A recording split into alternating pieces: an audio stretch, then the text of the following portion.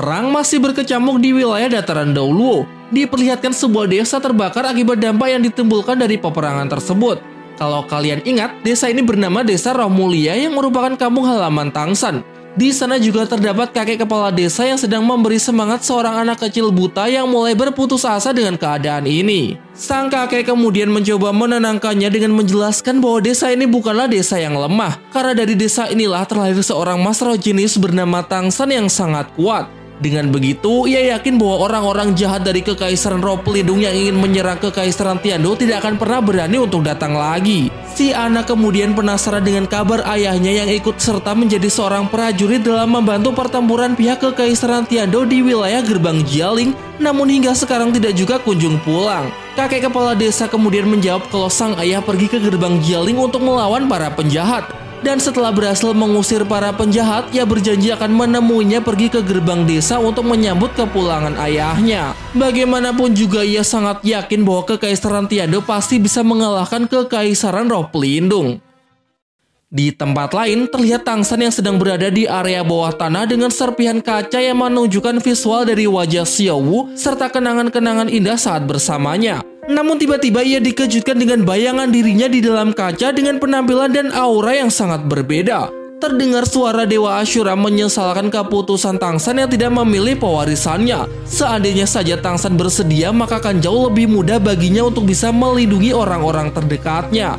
Aura Dewa Ashura yang semakin pekat tak terkendali memaksa Tangsan untuk segera membuka matanya. Ya, karena barusan hanyalah sebuah mimpi akibat Tangsan yang terus berupaya untuk mencoba memahami pewarisan Dewa Ashura melalui pedang peninggalan kakek buyutnya.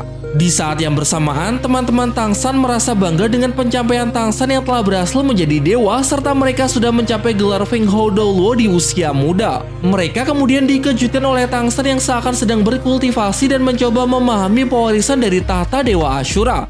Tangsan menjelaskan bahwa pedang Dewa Ashura ini selalu memintanya untuk menjadi pewarisnya, meskipun berulang kali ia telah menolaknya. Tidak tahan melihat kekasihnya yang terus tersiksa, Xiao kemudian menawarkan dirinya untuk mencoba memahami pedang Dewa Ashura. Ia penasaran apakah mungkin dirinya bisa menggantikan Tangsan untuk menjadi pewarisnya.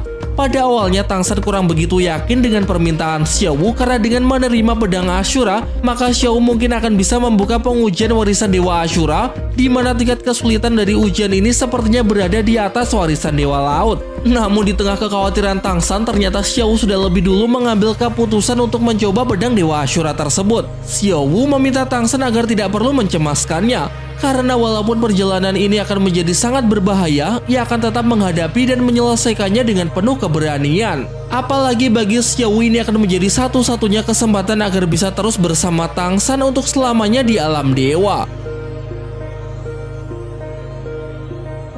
Beberapa saat kemudian, setelah Xiao membuka mata pedang Ashura, terlihat aura merah pekat yang mulai masuk ke dalam tubuhnya. Bahkan Tangsan yang mencoba untuk membantunya, tiba-tiba medan dewa pembunuh yang berada di lengan kirinya juga ikut masuk terserap ke dalam tubuh Xiao dengan mengikuti pedang Dewa Ashura.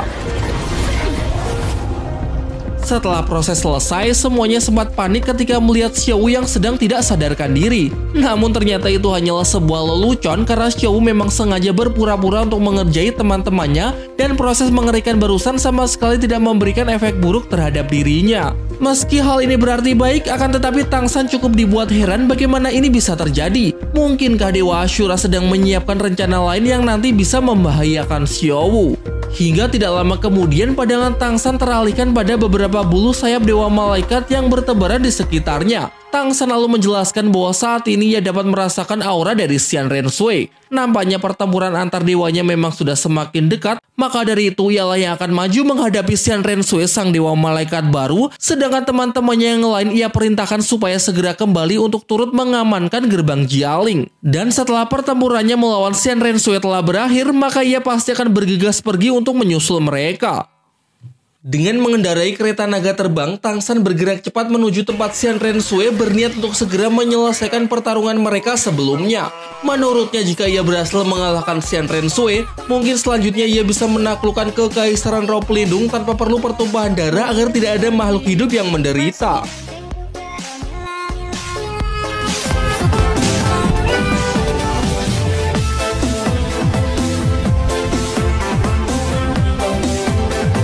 Dewa Lautan Tuhan akan melindungi kita dari segala bahaya. Berlututlah dan serahkan hidupmu kepadaku.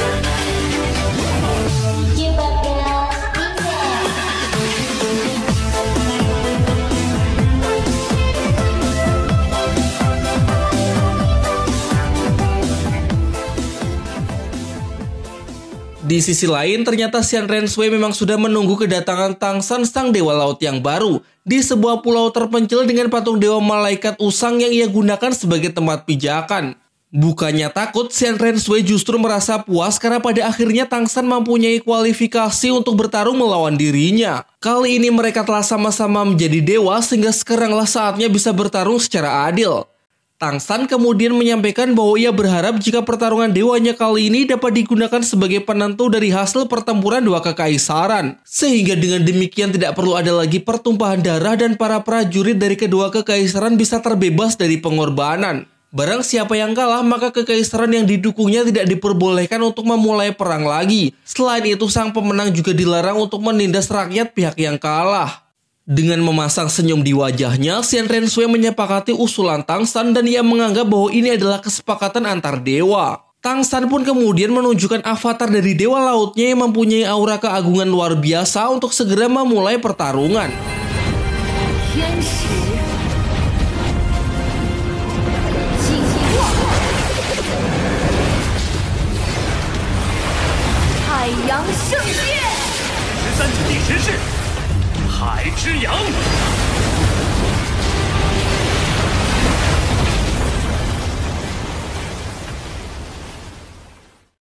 Di tempat lain, tepatnya di Istana Kekaisaran Rao Pelindung, diperlihatkan Bibi Dong yang mulai kembali menyusun rencana jahatnya.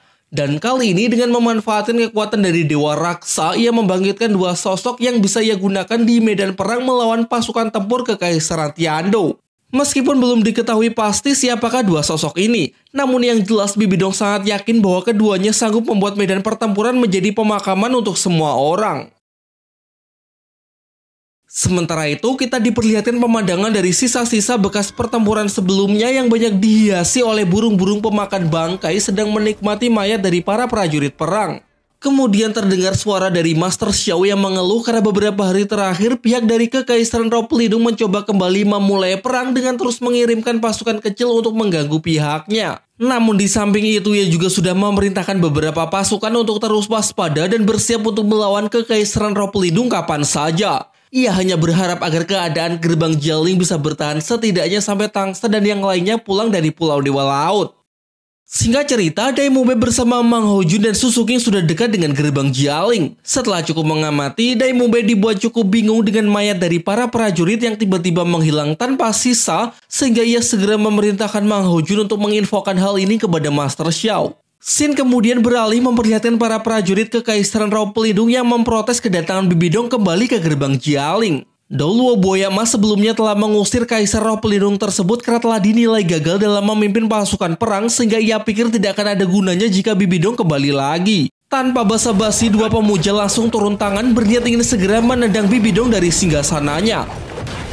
Namun serangan tersebut mampu Bibi Dong gagalkan dengan mudah yang kemudian diikuti oleh aura gelap pekat memenuhi seisi ruangan. Muncullah dua sosok misterius yang sebelumnya telah dibangkitkan oleh Bibi Dong. Benar-benar mengejutkan karena ternyata mereka berdua adalah Dauluo Krisan dan Dauluo Hantu. Kalau kalian ingat, Tang San sudah membunuh Dauluo Hantu dengan hanya sekali serang menggunakan Trisula Dewa Laut di hutan pertarungan bintang. Sementara Dauluo Krisan juga telah terbunuh setelah masuk perangkap dan bertarung mati-matian melawan Tang San.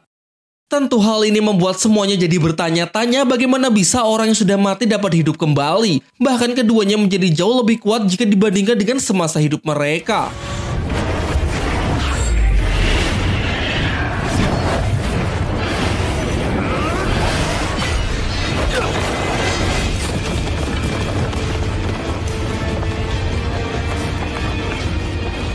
Dengan angkuh, Bibi Dong mengatakan bahwa kini ia berbeda dengan dirinya sebelumnya. Ia juga menghina kebodohan dari para pemuja yang sama sekali tidak menyadari keanehan yang sedang terjadi di gerbang Jialing.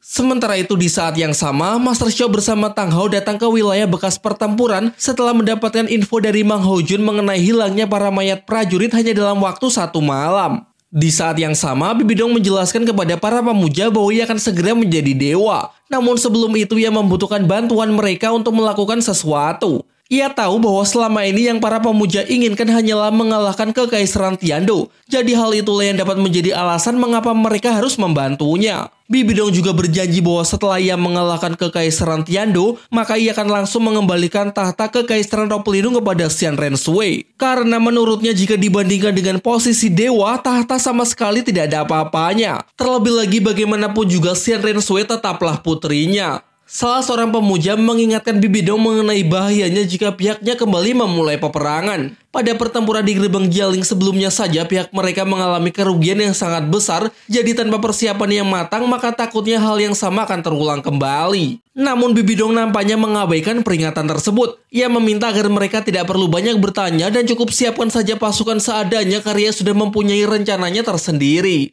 Di luar Gerbang Jialing, Bibidong memperlihatkan formasi spiral kematian Dewa Raksha, kekuatan kegelapan yang mampu menelan jasad manusia dan mengubahnya menjadi energi jahat untuk mempercepat proses dirinya menjadi dewa. Maka dari itu pada perang berikutnya ia ingin para pemuja membantunya untuk mengumpulkan lebih banyak mayat di medan pertempuran. Dan untuk lebih meyakinkan mereka agar bersedia membantunya, Bibidong bahkan juga berjanji akan kembali membangkitkan Xian Douliu untuk mereka. Karena ia tahu bahwa para pemuja ini sangatlah loyal terhadap Xian Douliu sebagai pimpinan.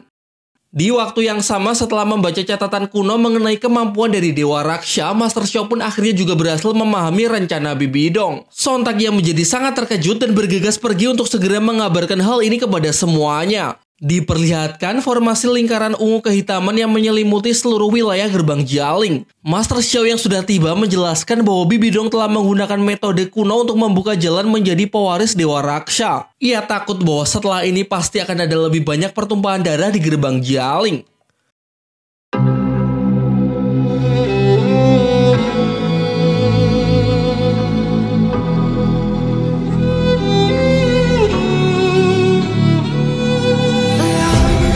Keesokan harinya diperlihatkan kedua kubu yang sudah bersiap dengan masing-masing pasukan tempurnya. Bibidong kemudian menyampaikan bahwa di bawah perlindungannya, kehormatan dari para pasukannya akan berubah menjadi pedang yang tajam, keyakinan mereka akan berubah menjadi perisai, jiwa mereka tidak akan redup dan semangat juang juga tidak akan pernah habis.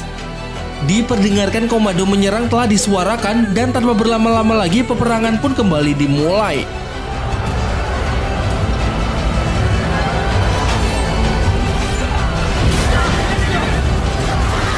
Sesuai dengan rencana Bibidong, prajurit yang telah tumbang kemudian berubah menjadi kabut hitam dan menghilang, kemudian diubah menjadi energi oleh formasi di bawah tanah.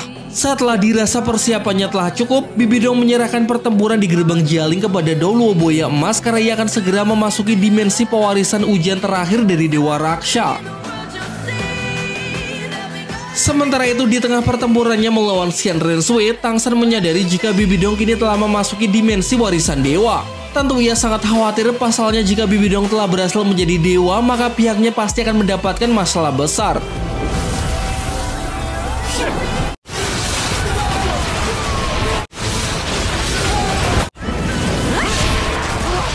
Xiao maju untuk mengantisipasi serangan musuh dengan melemparkan salah satu senjata rahasia Sekte Tang, ledakan teratai Buddha. Kematian dari pemuja keempat cukup memberikan pukulan untuk para pemuja lain sehingga Douluo Buaya Emas sang pemuja kedua segera memerintahkan pihaknya untuk kembali mundur karena perang benar-benar sudah berada di luar kendali. Tidak ingin membiarkan lawannya kabur, kini giliran duet Maut Hao Tian kembar yang maju untuk mengejar mereka.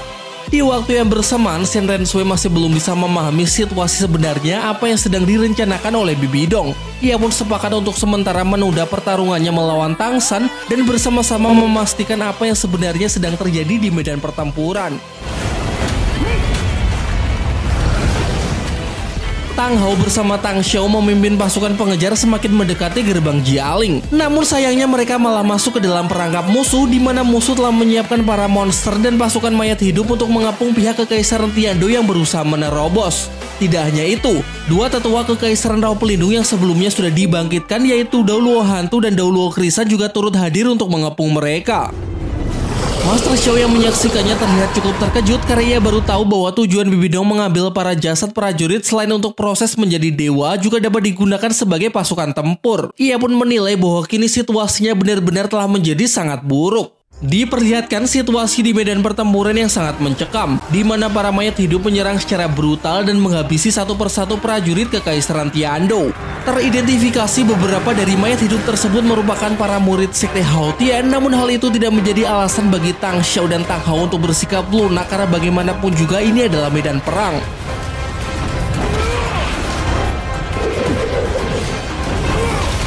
Pertempuran masih terus berlanjut, di mana kali ini pihak Kekaisaran Tiandou benar-benar telah terdesak oleh pihak Bibi Dong yang mendapatkan bantuan dari Dewa Raksha.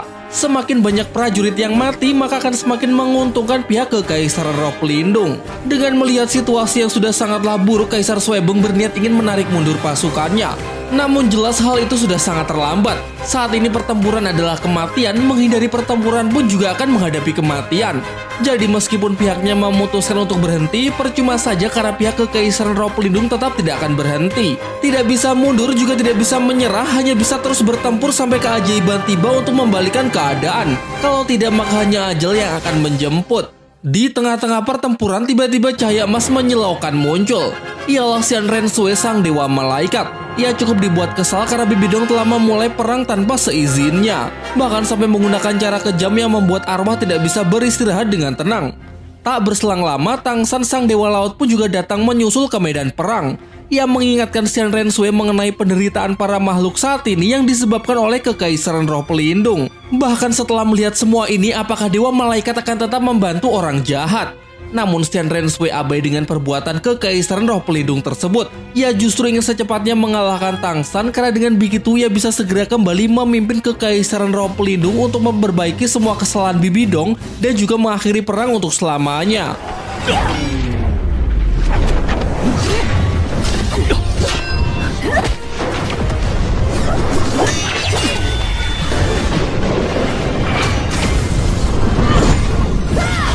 Pertarungan antar dewa pun tidak terelakkan. Keduanya terus saja saling menyerang melalui pertempuran udara yang nampak begitu dahsyat, jauh di luar nalar manusia.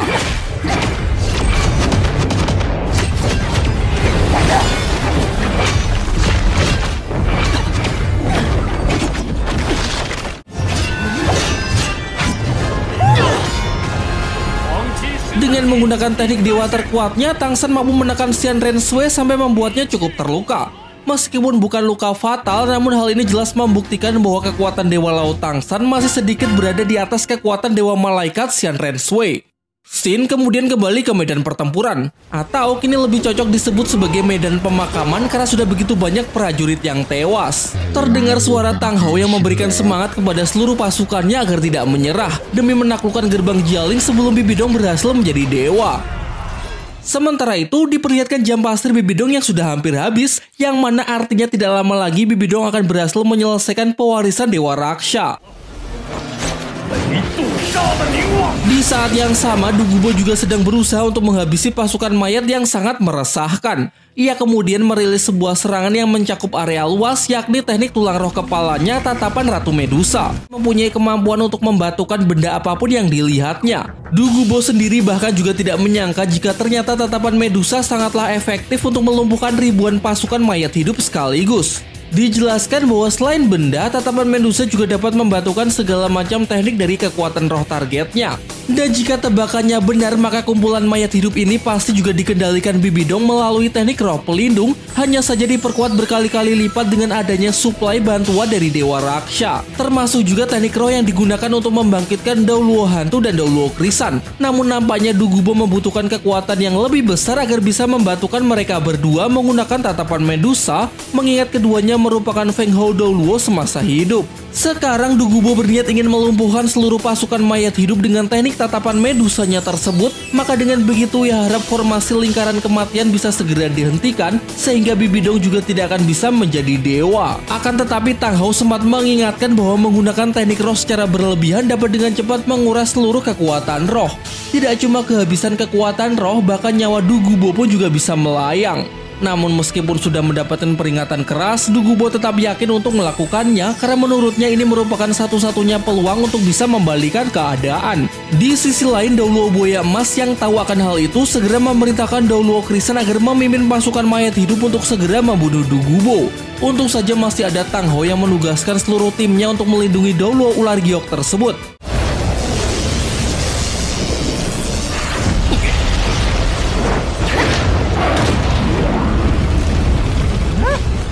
Kerjasama sangat baik yang ditunjukkan oleh pasukan Kekaisaran Tiandou nampaknya cukup berhasil untuk melambatkan kecepatan dari formasi lingkaran kematian sehingga hal ini bisa menunda proses Bibidong menjadi dewa. Namun di sisi lain diperlihatkan Du Gubo yang sudah hampir mencapai batasnya karena menggunakan teknik tulang roh secara berlebihan.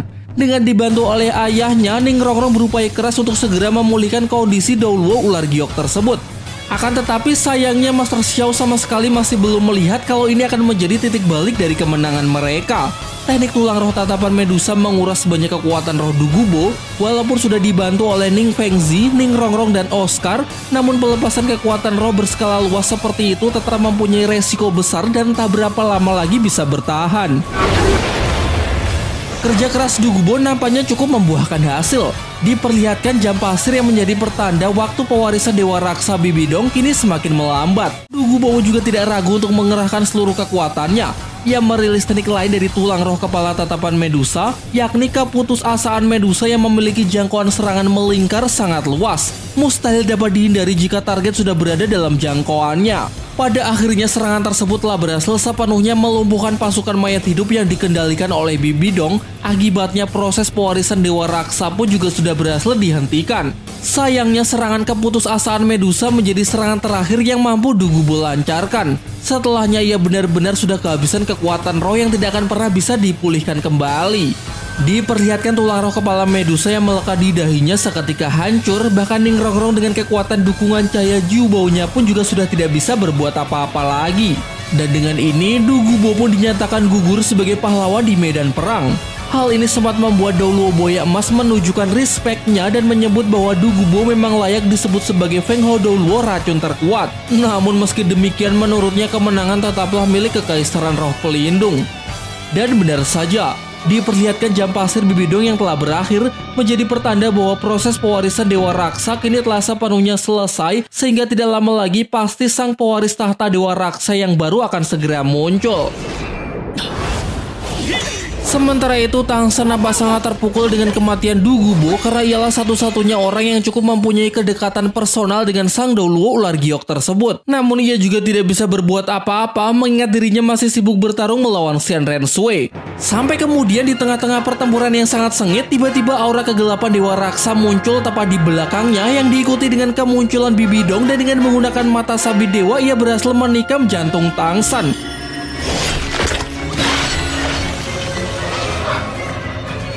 Ya, Bibidong kini telah sepenuhnya berubah menjadi Dewa Raksa yang baru. Berkat Tang San yang hilang fokus akibat teralihkan oleh kematian Du Gubo, Bibidong pun mempunyai kesempatan untuk langsung menghabisinya. Tang Hao pun langsung bergerak cepat untuk berusaha menangkap Tang San. Namun pergerakan Bibidong yang begitu cepat pun juga nyaris membahayakan nyawanya sendiri. Dua dewa baru ibu dan anak melanjutkan serangan berniat menghancurkan Tang San hingga menjadi debu. Untungnya masih ada kakek pedang bersama kakek tulang yang masih sempat datang untuk membantunya, kemudian meminta Tang Hao agar segera membawa Tang San secepatnya pergi ke tempat yang aman. Akan tetapi dengan kuasa dewanya, dalam sekejap Bibidong mampu membuat penghalang dewa yang menyelimuti seisi medan pertempuran untuk menghalangi siapa saja yang mencoba kabur. Sebuah tembok kasat mata yang sangat luas dan tidak bisa ditembus. Dai Mubai mengerahkan seluruh tenaganya untuk mendobrak. Mang Hojun berusaha memutar dan mengelilingi medan perang untuk mencari jalan keluar, dan di saat yang sama Bai Chen Xiang mencoba terbang setinggi mungkin, namun tetap saja mereka tidak bisa menemukan celah untuk keluar. Bibidong kemudian mengatakan bahwa Tang San adalah bahaya tersembunyi serta terbesar bagi Kekaisaran Roh Pelindung, sehingga ia mengajak Xian Renshui bergabung untuk memusnahkannya. Meski sedikit terpaksa, Xian Renshui pun mengakui bahwa ia juga sepaham dengan pemikiran Bibidong. Ia bersedia untuk bekerja sama sejenak, namun setelah berhasil memusnahkan Tang San, ia tetap ingin menyelesaikan dendamnya terhadap ibunya tersebut. Mencoba memanfaatkan celah dengan menyerang dua dewa di hadapannya. Namun kakek pedang dan kakek tulang sama sekali tidak mempunyai peluang karena memang terdapat perbedaan kekuatan yang sangat jauh antara dewa dengan manusia. Tang San yang sudah terluka sangat parah menggunakan sisa kekuatan dewanya untuk memberikan serangan kejutan kepada dua dewa jahanam tersebut dan berhasil memotong lengan kanan Xian Renshui. Kesempatan ini pun langsung disambut oleh kakek tulang dan kakek pedang yang melancarkan serangan kombinasi dengan masing-masing teknik roh terkuat mereka, serta masih diperkuat lagi dengan teknik gabungan serangan monster Akademi Shrek. Seluruh serangan tersebut ditunjukkan untuk menghancurkan penghalang dewa agar Tang Hao bisa segera melarikan diri dengan membawa Tang San ke tempat yang lebih aman. Perlihatkan Xian Renshui yang masih berusaha memulihkan lengannya. Sementara Bibi Dong yang telah kembali langsung mengarahkan serangannya untuk menghabisi kakek tulang dan kakek pedang dalam sekejap. Kini akibat terkena serangan dewa secara langsung, kedua kakek angkat Ning Rongrong pun telah gugur. Di saat yang sama jiwa Tang San telah runtuh dan jantungnya sudah hancur. Xian Renshui menilai meski seorang dewa sekalipun dengan kondisi separah itu pasti juga tidak akan bisa bertahan. Setelah melihat situasinya, Bibi Dong dan Xian Renshui pun memutuskan untuk meninggalkan medan perang. Serta dengan ini perang telah dinyatakan selesai dengan kekalahan pihak Kekaisaran Tiando dan kemenangan bagi pihak Kekaisaran Roh Pelindung. Bibi Dong kemudian menyampaikan bahwa siapa saja yang ingin mengabdi kepadanya akan dibiarkan hidup, namun jika masih ada yang ingin melawan maka ia pastikan akan bernasib sama dengan Tang San. Ia memberi waktu sampai besok siang, dan apabila tidak juga menyerah maka ia pastikan Kekaisaran Tiando akan benar-benar musnah. Di sebuah puncak bersalju diperlihatkan semua pihak Kekaisaran Tiando yang tentu sangat terpukul dengan kekalahan ini. Terlebih lagi kini Tang San juga telah tewas sehingga sudah tidak ada lagi harapan bagi mereka untuk bisa menghentikan Kekaisaran Roh Pelindung yang kini diperkuat oleh dua Master Roh tingkat dewa. Sementara itu, di sisi lain Bibi Dong menemui Xian Renshui untuk membujuknya bergabung ke sisinya. Ia tahu bahwa meski tanpa kekuatan dewa sekalipun orang-orang dari Kekaisaran Tiando pasti tidak akan mau untuk menyerah. Maka dari itu menurutnya akan lebih baik jika Xian Renshui mengesampingkan dendam di masa lalu agar bisa bertempur bersamanya. Namun dengan tegas Xian Renshui menolak karena ia tahu jika Bibi Dong adalah orang yang sangat egois dan hanya ingin memanfaatkan serta mengendalikannya saja. Bibi Dong lalu mencoba meyakinkannya bahwa sebelumnya ia telah berjanji di hadapan keenam pemuja bahwa setelah mengalahkan Kekaisaran Tiando sepenuhnya maka ia akan menyerahkan tahta Kekaisaran Roh Pelindung kepada Xian Renshui. Tetapi Xian Renshui masih bersikeras untuk melawan dan menganggap bahwa ini hanyalah taktik licik yang biasa Bibi Dong lakukan untuk memanipulasi orang lain. Sampai kemudian Bibi Dong menggunakan kekuatan dewanya untuk mengancam putrinya tersebut. Ia meminta Xian Renshui agar patuh karena bagaimanapun juga ia adalah ibunya. Dengan kesal, Xian Renshui meninggalkan ruangan sambil mengatakan bahwa untuk selamanya ia tidak akan pernah mengakui kalau Bibi Dong adalah ibunya. Scene kemudian kembali ke pemakaman Tang San. Semuanya pun nampak terkejut ketika Ning Fengzi mengatakan bahwa bangkit dari kematian bukanlah sesuatu yang mustahil untuk dilakukan. Jika legenda itu benar maka mungkin mereka masih mempunyai secerca harapan. Dahulu ada legenda mengenai dua Master Roh tipe pendukung terhebat yang melakukan pengobatan demi untuk menyelamatkan nyawa banyak orang. Setelah memenuhi suatu kualifikasi tertentu, keduanya pun menembus batasan kultivasi manusia dan berhasil menjadi dewa. Dan pada saat sudah menjadi dewa, mereka berhasil berlatih ke tingkat yang lebih tinggi hingga dapat menyempurnakan teknik penyatuan roh pelindung dan bisa menggunakannya untuk menghidupkan orang yang mati. Setelah mendengar cerita dari Ning Fengzi, agaknya Master Xiao kurang yakin dengan kebenaran dari legenda tersebut. Pasalnya sejauh yang ia pelajari, ia belum pernah mendengar bahwa ada dewa tipe pendukung. Kultivasi Master Roh tipe pendukung sangatlah sulit, sehingga demi untuk survive mereka sering berkolaborasi dengan Master Roh tipe penyerang, alih-alih berusaha untuk menembus batas kultivasi yang hampir mustahil. Tentu sangat jarang dari mereka yang memilih hidup bersama dengan sesama tipe pendukung. Namun seketika Master Xiao sadar bahwa ia telah melupakan sesuatu, di mana Oscar dan Ning Rongrong adalah sesama Master Roh tipe pendukung yang memilih untuk hidup bersama. Oscar lalu menjelaskan bahwa sebelumnya saat menembus level Feng Hao Daoluo, ia dan Ning Rongrong sempat bertemu dengan sosok dewa tipe pendukung yang memberi mereka kesempatan untuk menerima warisan dewa, yaitu Dewa Makanan dan Dewi Sembilan Warna, di mana mungkin saja keduanya adalah dua dewa tipe pendukung yang dimaksud oleh Ning Fengzi. Jadi berdasarkan legenda tersebut, ada peluang bagi Oscar dan Ning Rongrong untuk bisa melatih teknik roh pelindung gabungan tipe kebangkitan. Master Xiao kemudian menjelaskan bahwa hal ini tidak semudah kedengarannya. Teknik roh pelindung gabungan hanya bisa dilakukan jika dua Master Roh bisa saling melengkapi dalam kesatuan yang sempurna. Namun Dewa Makanan dan Dewi Sembilan Warna dapat mengatasi penghalang roh pelindung dan mencapai penggabungan. Artinya kekompakan mereka benar-benar luar biasa hingga mampu melanggar hukum dari ketidakcocokan roh pelindung. Setelah menerima penjelasan tersebut, Oscar dan Ning Rongrong bertekad untuk mencobanya. Meskipun menghidupkan dewa pasti lebih sulit jika dibandingkan dengan membangkitkan manusia, namun mereka bertekad untuk tetap melakukannya. Ning Rongrong mengungkapkan bahwa ia juga tidak bisa menjamin keberhasilannya, akan tetapi selama masih ada secercah harapan, ia dan Oscar pasti akan berjuang sepenuh hati. Mereka pun langsung memulai proses penyatuan roh pelindung dan kegigihan dari keduanya menarik simpati dari Dewa Makada dan juga Dewi Sembilan Warna. Padahal aturan di alam dewa sebenarnya melarang para dewa untuk mencampuri urusan manusia, tetapi kali ini mereka ingin sedikit membantu dengan memberikan bimbingan, namun berhasil tidaknya tetap sepenuhnya bergantung kepada mereka. Nampaknya legenda itu memang benar adanya. Diperlihatkan teknik penyatuan roh pelindung kebangkitan sedikit demi sedikit mampu menyusun jiwa Tangsan yang sempat hancur dan kembali mengisi kekuatan rohnya. Jelas membangkitkan dewa sangatlah menguras tenaga. Maka dari itu Daimube segera menginstruksikan teman-temannya yang lain untuk segera menyalurkan kekuatan rohnya kepada Oscar dan juga Ning Rongrong agar proses kebangkitan Tangsan bisa tetap dilanjutkan hingga selesai. Diperlihatkan Tangsan yang kemudian terbangun di dalam alam bawah sadarnya dan kembali bertemu dengan sosok Dewa Ashura. Dewa Ashura memperingatkan bahwa jiwa Tangsan akan segera hancur sehingga jika tidak ingin benar-benar mati, ia menyarankan agar Tangsan bersedia ikut dengannya ke alam dewa. Namun Tangsan menolaknya. Ia merasa belum bisa pergi karena semua orang sekarang mengalami banyak kesulitan akibat kekejaman Kekaisaran Roh Pelindung dan sedang membutuhkan bantuannya. Termasuk Xiao yang pasti sangat menderita, jadi bagaimana bisa ia pergi sendirian? Oleh karena itulah ia menyampaikan permintaannya kepada Dewa Ashura bahwa ia ingin segera kembali ke dunia manusia. Sayangnya Dewa Ashura mengatakan bahwa hal itu sangatlah mustahil karena kekuatan Dewa Laut di tubuh Tangsan telah sepenuhnya hilang. Dewa Ashura kembali memperingatkannya jika Tangsan tidak juga pergi ke alam dewa sebelum fajar tiba, maka jiwanya akan hancur berkeping-keping dan tidak akan pernah bisa dipulihkan lagi. Di saat yang sama, kekuatan roh dari teman-teman Tangsan sudah mencapai batasnya, terutama Oscar dan Ning Rongrong yang terus-menerus menggunakan teknik penyatuan roh pelindung. Bahkan menurut Master Xiao, kondisi mereka sekarang lebih buruk dari manusia biasa. Setidaknya butuh 1 bulan untuk bisa memulihkan kekuatan roh mereka. Namun Ning Rongrong dan yang lainnya tetap tidak ingin menyerah karena asalkan Tangsan bisa kembali, maka pengorbanan ini tidaklah seberapa. Sayangnya meski sudah mengerahkan seluruh kemampuan, mengapa Tangsan tidak juga kunjung siuman? Padahal luka-lukanya telah sembuh total dan tubuhnya juga sudah kembali hangat, jadi bukankah seharusnya usaha mereka telah berhasil?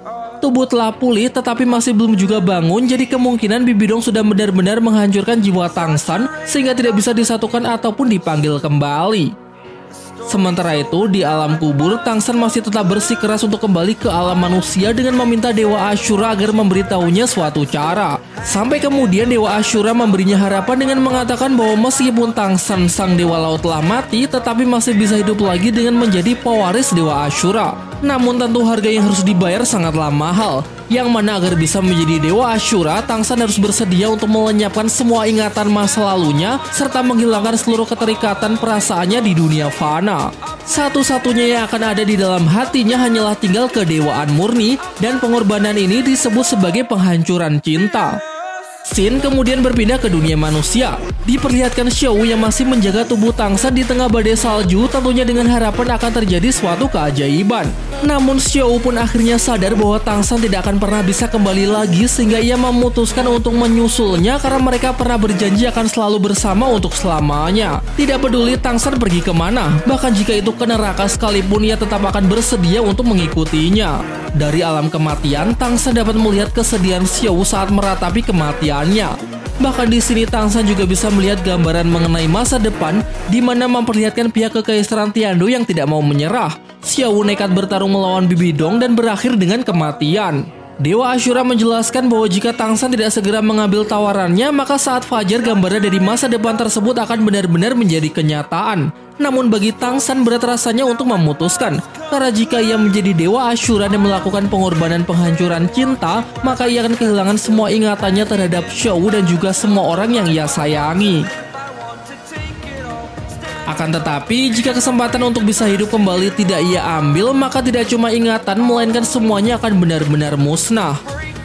Di dunia manusia, fajar sudah hampir tiba. Sebelum fajar, Bibi Dong telah memberikan kesempatan kepada pihak Kekaisaran Tiando untuk menyerah agar tetap bisa hidup dengan tunduk di bawah kekuasaannya. Namun bagi Kaisar Suebeng dan seluruh jajarannya, tunduk kepada musuh bukanlah mereka hanya ada dua pilihan, yaitu meraih kemenangan atau gugur dengan terhormat di medan pertempuran. Seluruh pasukan tempur Kekaisaran Tiando yang masih tersisa menyatakan sudah siap untuk berjuang sampai titik darah terakhir.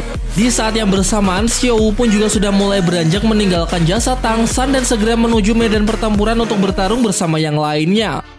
Kembali ke alam kematian. Setelah menyaksikan tekad Xiao serta seluruh pasukan Kekaisaran Tiando, akhirnya Tang San pun dengan yakin mengatakan bahwa sekarang ia sudah siap untuk menerima pewarisan Dewa Ashura dengan segala pengorbanan yang dibutuhkan. Sesuai dengan keputusan tersebut, Dewa Ashura langsung memasukkan kekuatan dewanya ke dalam jiwa Tang San, yang mana dalam prosesnya Tang San mulai kehilangan ingatan-ingatan dari masa lalunya.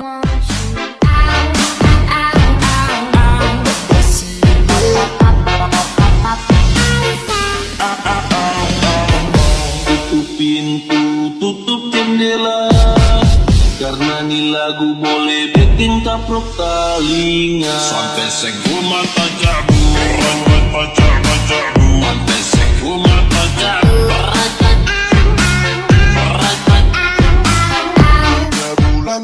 Dan tidak butuh waktu lama, Tang San pun kini sepenuhnya telah berhasil menyelesaikan proses pewarisan Dewa Ashura dan bisa segera kembali ke dunia manusia untuk menghancurkan Bibi Dong, Xian Renshui, serta seluruh orang-orang jahat di Kekaisaran Roh Pelindung. Aura keagungan dewanya sudah dapat disaksikan oleh teman-temannya. Bibi Dong yang sedang merayakan kemenangannya pun langsung dibuat ketar-ketir setelah menyadari bahwa musuh terbesarnya kini telah berhasil bangkit dari kematian, bahkan dengan kekuatan dewa yang jauh lebih kuat dari sebelumnya. Ia masih tetap tidak bisa percaya karena bagaimana bisa jiwa yang sudah hancur dapat disatukan kembali. Namun Xian Renshui sudah menduga kalau hal ini pasti akan terjadi, mengingat Tang San tidak mungkin bisa mati dengan begitu mudah. Kaisar Suebeng dan yang lainnya nampak sangat gembira saat menyaksikan kebangkitan Tang San. Ning Fengzi pun merasa lega karena legenda yang ia ceritakan ternyata benar-benar bisa terwujud. Akan tetapi Dai Mube bisa menyadari bahwa kali ini Tang San terlihat sangat berbeda dari sebelumnya. Meski Master Xiao juga tidak mengetahui pasti apa yang dialami oleh Tang San, namun mengingat Tang San yang bisa menerobos keterbatasan dan kembali lagi ke dunia manusia, pastinya ada pengorbanan besar yang tidak dapat mereka bayangkan. Tang San, sang Dewa Ashura, melancarkan serangan pertamanya untuk menghancurkan semangat dari pasukan Kekaisaran Roh Pelindung dan menunjukkan bahwa dirinya sudah berada di level yang jauh lebih tinggi dibandingkan dengan Dewa Malaikat maupun Dewa Raksha. Bibi Dong pun langsung melesat maju untuk membalas serangan Tang San, namun dengan mudah Tang San mampu menangkisnya yang dilanjutkan dengan sebuah pukulan telak. Setelah menyaksikan Tang San yang menghajar Bibi Dong, Master Xiao menilai bahwa Tang San tidak hanya berubah dari segi penampilannya saja, melainkan kekuatannya juga telah meningkat drastis. Jadi kalau tebakannya benar, maka alasan dibalik kebangkitan Tang San adalah berkat warisan dari Dewa Ashura. Di sisi lain, Xian Renshui pun juga berpikir demikian, di mana menurutnya yang berada di hadapannya saat ini bukan lagi Tang San, sang Dewa Laut. Masih di sini yang sama, Doluo Buaya Emas menghampiri Xian Renshui untuk menyampaikan kekhawatirannya terhadap situasi ini. Dengan mudahnya Bibi Dong yang sudah menjadi Dewa Raksha dapat dijatuhkan, sehingga jika terus begini ia takut Kekaisaran Roh Pelindung akan benar-benar hancur. Tentu Xian Renshui pun juga sadar akan hal itu. Namun ia enggan untuk bertarung bersama Bibi Dong karena masalah dendam pribadinya terhadap ibunya tersebut. Jadi semisal nanti Bibi Dong kalah, maka ia baru akan turun tangan untuk meneruskan pertempuran dan membunuh Tang San. Doluo Buaya Emas kemudian mengingatkan bahwa bagaimanapun juga Bibi Dong adalah ibu Xian Renshui. Takutnya jika Xian Renshui tidak juga membantu, maka kemungkinan besar Bibi Dong akan terbunuh oleh Tang San. Namun dengan emosi, Xian Renshui masih enggan mengakui Bibi Dong sebagai ibunya. Sampai kemudian Doluo Buaya Emas berniat ingin mengungkap suatu rahasia dari masa lalu Bibi Dong yang mungkin bisa merubah pandangan Xian Renshui terhadap ibunya tersebut. Sebuah rahasia yang menjelaskan alasan mengapa Bibi Dong sangat membenci ayahnya, yakni Xian Sunji. Diceritakanlah bahwa dahulu saat masih gadis, Bibi Dong mendapatkan perlakuan yang sangat buruk dari Xian Sunji, hingga ia diperkosa dan mengandung bayi yang sekarang dikenal sebagai Xian Renshui.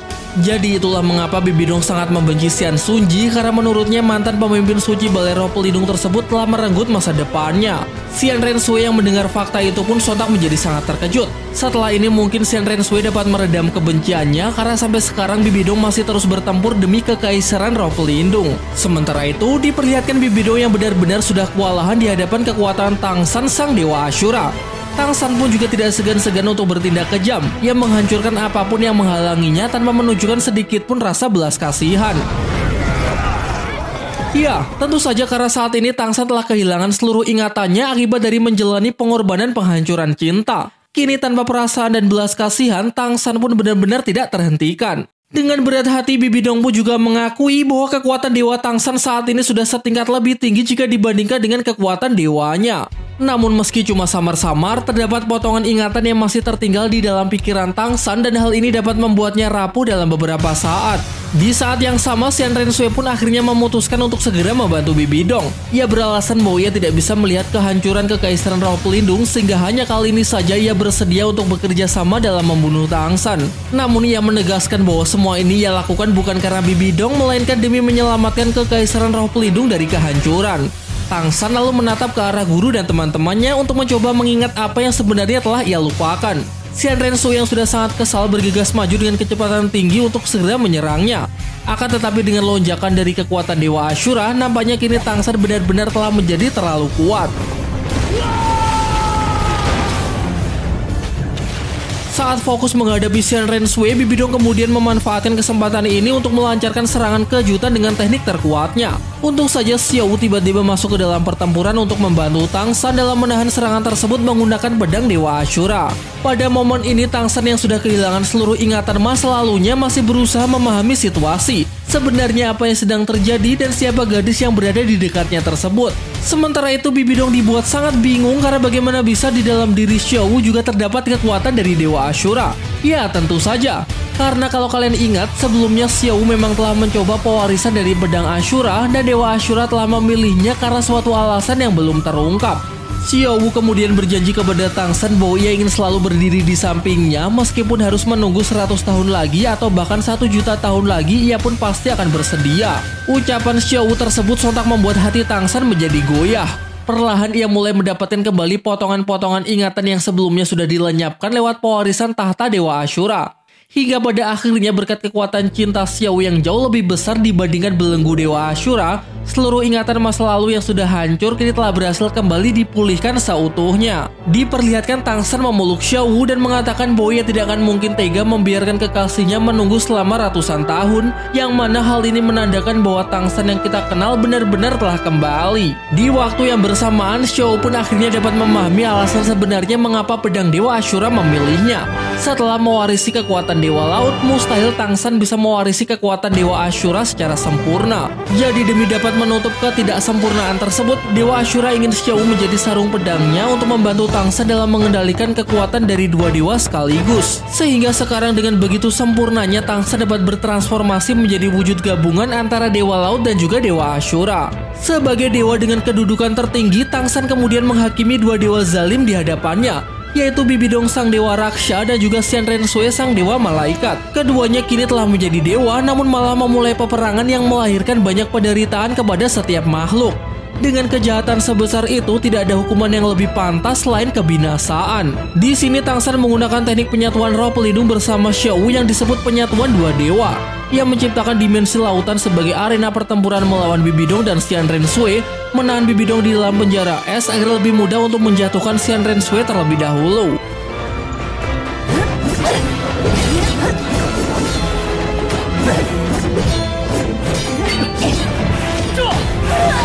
Untuk mewujudkan pertarungan yang adil, Tang San berniat ingin bertarung dengan mereka secara terpisah, di mana Xian Renshui kemudian membawa Tang San ke dalam domain malaikat yang jelas akan lebih menguntungkannya.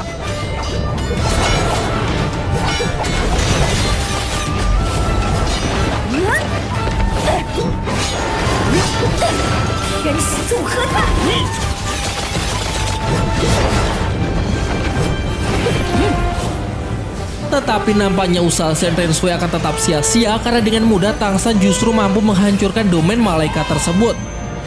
Pertarungan pun lalu beralih melawan Bibi Dong di dalam dimensi dewa raksasa yang disebut sebagai neraka raksasa. Namun sama halnya dengan Xian Renshui, di sini Bibi Dong pun juga dibuat kewalahan saat melawan Tang San.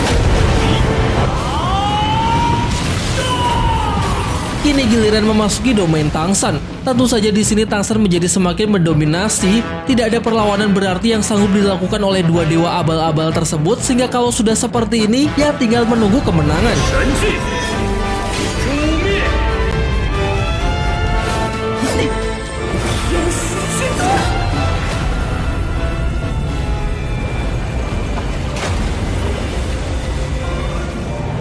Peperangan tersebut pun hampir merenggut nyawa Xian Renshui. Namun hal mengejutkan tiba-tiba terjadi di mana Bibi Dong yang melihat putrinya sedang dalam bahaya, tanpa pikir panjang ia langsung melesat demi untuk melindunginya.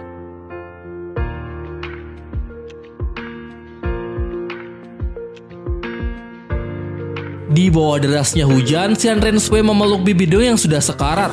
Bibi Dong mengakui kekalahannya, menyatakan Tang San sebagai pemenang yang membuat semua pihak Kekaisaran Tiado bersorak gembira. Tidak lama kemudian hujan pun sudah mulai reda, berganti sinar mentari yang mulai menghangatkan medan pertempuran yang juga menjadi pertanda bahwa perang sepenuhnya telah berakhir. Sementara itu, Xian Renshui masih tidak mengerti mengapa Bibi Dong yang sangat ia benci justru datang untuk menyelamatkannya, bahkan sampai rela menukar nyawa. Dan dengan terbata-bata, Bibi Dong beralasan bahwa ia hanya membayar hutang karena selama ini ia tidak pernah memberikan kasih sayangnya sebagai seorang ibu. Ia juga meminta agar Xian Renshui tidak perlu memaafkannya, semoga bisa melepaskan semua ini dan hidup untuk keinginan diri sendiri. Setelah menyampaikan pesan sebelum kematian, Bibi Dong pun akhirnya menghembuskan nafas terakhirnya di dalam pelukan putri semata wayangnya tersebut. Singkat cerita, beberapa bulan telah berlalu semenjak perang besar di dunia Doluo. Kini seluruh dunia pun telah sepenuhnya damai. Kemudian kita diperlihatkan desa tempat tinggal masa kecil Tang San yang resmi merubah namanya dari Desa Roh Mulia menjadi Desa Roh Dewa. Pak Kepala Desa beralasan bahwa ini harus dilakukan sebagai bentuk kebanggaan karena dari desa ini telah terlahir manusia yang telah menjadi dewa. Beberapa tahun kemudian di Akademi Shrek sedang digelar pesta pernikahan untuk Tang San serta teman-temannya. Bahkan acara ini pun juga dihadiri oleh banyak dewa seperti Dewa Laut, Dewa Makanan, Dewa Sembilan Warna, dan juga Dewa Ashura. Di sini ada beberapa pasangan yang menikah secara bersamaan.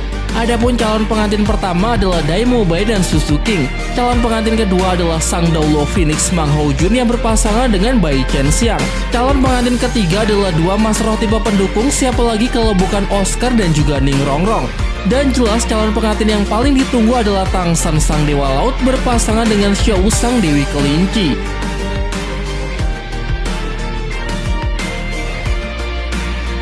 Dengan ini akhirnya Donghua Soulland pun berakhir happy ending ya. Ya, Donghua Soulland sekarang benar-benar sudah tamat. Terima kasih saya sampaikan kepada kalian semua yang sudah setia mengikuti kisah ini dari awal sampai akhir. Namun jangan beranjak dulu karena masih ada post credit scene pada episode terakhir ini yang memperlihatkan percakapan antara Tang San dengan Dewa Ashura, dan juga ada plot tambahan untuk menyambungkannya dengan season berikutnya. Dewa Ashura mengatakan bahwa ia datang dengan membawa hadiah besar untuk Tang San. Ia lalu menjelaskan bahwa dirinya akan pergi mengelilingi alam semesta. Jadi ia bertanya kepada Tang San apakah bersedia untuk mengambil alih posisinya sebagai Dewa Penegak Hukum dan Raja Dewa, serta bergabung dengan Komite Dunia Dewa. Dewa Laut kemudian tiba-tiba juga datang untuk menyampaikan bahwa ia juga sepemikiran. Ia menyarankan agar Tang San bersedia memimpin dunia dewa sebagai Dewa Laut dan juga Dewa Ashura. Sayangnya di sini Tang San tidak memberikan jawaban yang tegas. Ia hanya menggelengkan kepalanya lalu memberikan hormat yang disambut dengan gelak tawa oleh kedua dewa tersebut. 10.000 tahun kemudian, di Desa Roh Dewa muncul seorang pemuda yang nampak sangat mencurigakan. Ia terlihat seperti sedang mencuri sesuatu, kemudian berteleportasi dan menghilang begitu saja. Sejauh ini memang belum terungkap siapakah sosok pemuda ini ya. Tapi kalau kita menggunakan novelnya sebagai referensi, kemungkinan besar pemuda ini bernama Huo Yuhao. Ia berasal dari garis keturunan keluarga Xing Luo dan kemungkinan masih memiliki hubungan dengan Dai Mubai. Namun untuk lebih jelasnya, mari kita tunggu kelanjutan dari kisah Soulland di season berikutnya yang bertajuk Sekte Tang Tidak Tertandingi, tentunya juga dengan pemuda ini sebagai karakter utamanya ya.